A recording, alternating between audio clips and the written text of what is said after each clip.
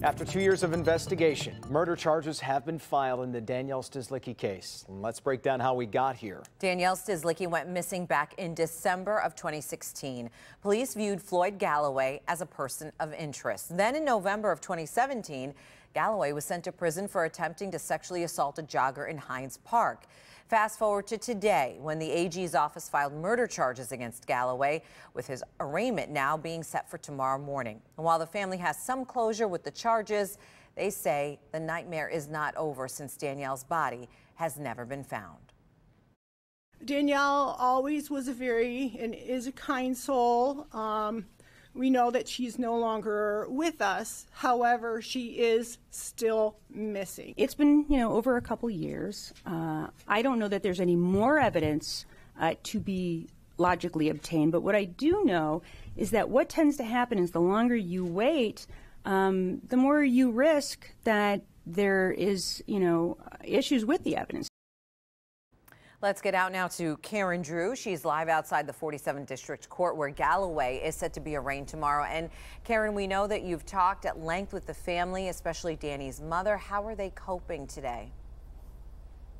Well, Sandra, they are grateful. It was very surprising at that press conference, and Danny's mother made sure she took the time to say thank you to all of the police officers that worked so many hours on this case and had said, I know you've been away from your family, and I am appreciative.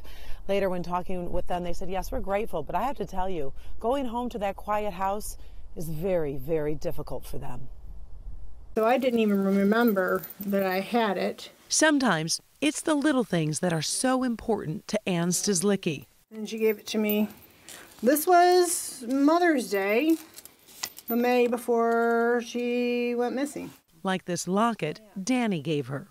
It says, I love you forever. I love you for always. Yep. As long as I'm living. My mommy you'll be, Danny. Ann wore this locket today when the Attorney General announced murder charges against Floyd Galloway in the death of her daughter. I'm very confident in the evidence that exists right now. It's been a long 27 months of searching for Danny's killer. Instead of wondering when somebody's going to take action, action is getting ready to happen. Receiving the death certificate was a very hard moment for me particularly. The only thing that I have left of Danielle is a long piece of paper that indicates that she is deceased and that she's dead, and that it's a homicide. Danny's body has never been found. Just because you don't have a body does not mean, in my mind, you can't move forward with information that points to the person who is responsible. Galloway, a security guard who had worked with Danny, had been named a person of interest in her disappearance. He pled guilty in 2017 in the attempted rape of a Livonia jogger and is currently serving time. The Stislickis are hoping some answers will come at trial, but no, it's a long, long road. Coping is challenging. Ann finds comfort in talking about her daughter. Only cry on weekends. Rich likes to sing. His latest song, I Only Cry on Weekends. Gonna rest my eyes on Sunday.